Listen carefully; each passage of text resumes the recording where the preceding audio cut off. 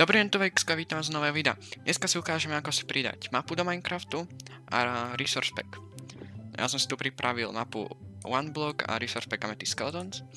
A odporúčam stiahovať z Cursed Forge a stiahovať Minecraftu. Tam majú docela dobré mapy.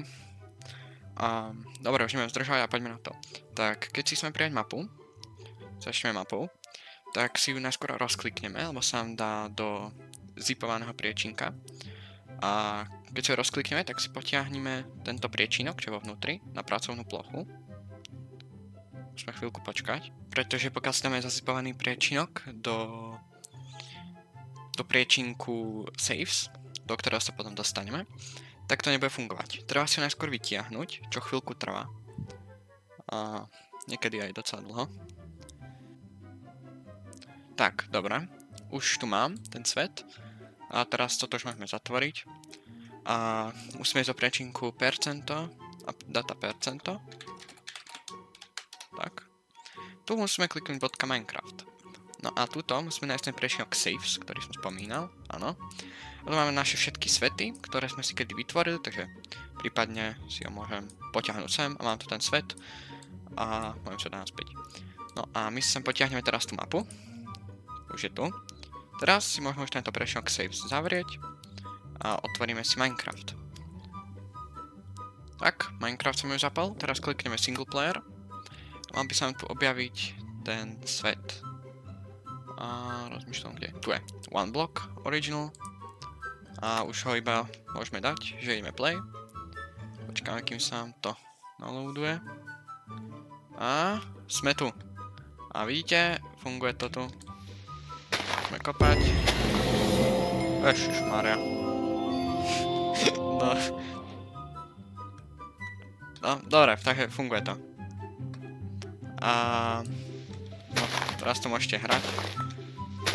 No a poďme si ešte ukázať Resource Pack, takže to môžeme rovno vypnúť. Quitneme. No a tu mám Resource Pack. Ten nemusíte vyťahovať z tohto zipovaného priečinka.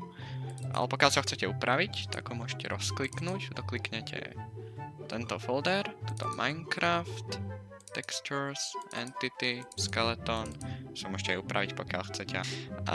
Takže otvoríme si priečinok percento, up.data percento, tuto .minecraft zase a musíme nájsť priečinok resource packs, tuto.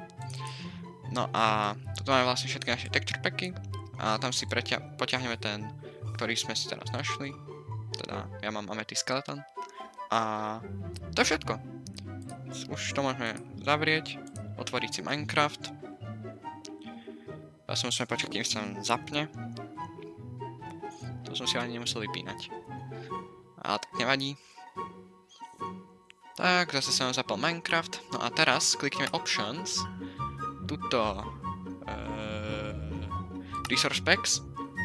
No a tuto máme ten Amethyst Skeleton, čo iba sem potiahneme a tuto už ho máme, takže a pokiaľ budete si chcieť vypnúť, tak buď ho sem vrátite naspäť, alebo si môžete dať takto dole a vždy tento vrchný je zaaktivovaný, takže tak, dáme tam, teraz sa nám aktivuje, máme ho zaaktivovaný. Teraz si otvoríme nejaký svet, napríklad tento, si chvíľku počkáme a malo by to fungovať. A skele. Áno, funguje. Je tu skeleton. Máme tistový. To je loď. Dokonca aj zvuk obsahuje. Takže vidíte, funguje. A takže to by bolo všetko. Pokiaľ sa vám video páčilo, pokiaľ vám tento tutoriál pomohol, tak budem moc rád, pokiaľ dáte like a odber.